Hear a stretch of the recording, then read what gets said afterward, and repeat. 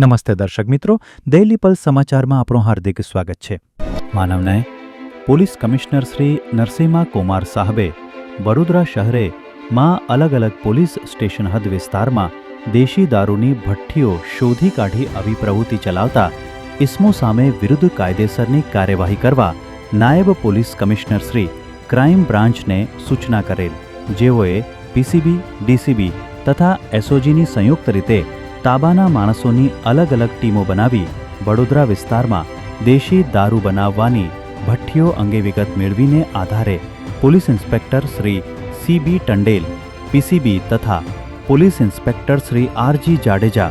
DCB તથા police inspector Shri ST રાતડા, એસઓજીની સંયુક્ત રીતે ટીમો દ્વારા અલગ અલગ પોલીસ સ્ટેશન વિસ્તારમાં કુલ 19 જેટલી જગ્યાઓએ છાપો મારવાતા કુલ 9 જગ્યાઓ ખાતેથી દારૂ બનાવવાની ભઠ્ઠીઓ તથા દેશી દારૂનો જથ્થો શોધી કાઢી પ્રોહિબિશન એક્ટ અન્યવે